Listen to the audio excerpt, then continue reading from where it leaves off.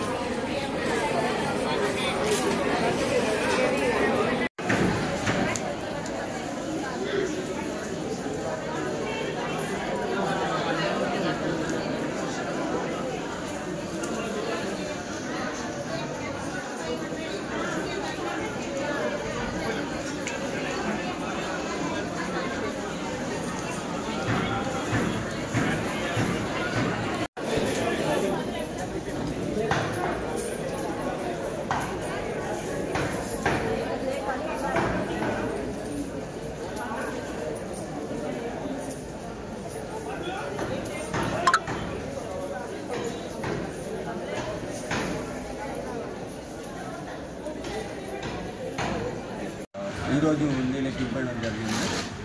78 రోజులకు గాను 25,669 రూపాయలు రావడం జరిగింది. ఎంతో సంతోషకరంగా ఉంది. ఇంతకుముందు 100 రోజులకు 8 లక్షల వరకు ఉంది ఆదాయం పెట్టడం. ఈ డబ్బునంతా దేవాలయ అభివృద్ధికి ఉపయోగిస్తామని చెప్పడం జరుగుతుంది. నమస్తే అండి, నా పేరు లావణ్య. నేను శ్రీ గణేష్ దేవస్థానం రుద్రారం కార్యనిర్వహణాధికారి. ఈరోజు గణేష్ దేవస్థానంలో హుండీల లెక్కింపు కార్యక్రమం జరిగింది.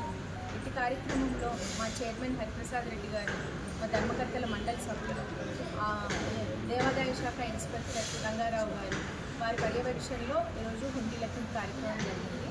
ఇందులో అనేక మంది భక్తులు, గ్రామ పెద్దలు, సేవా సమితి, గ్రామ ప్రజలు అందరూ కూడా పాల్గొన్నారు.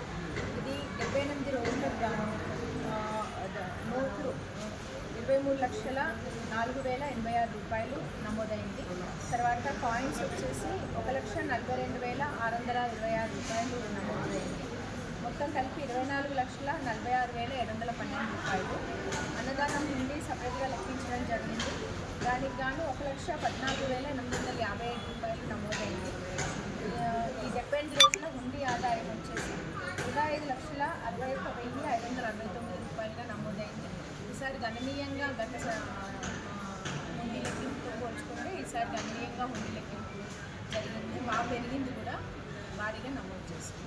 Thank you.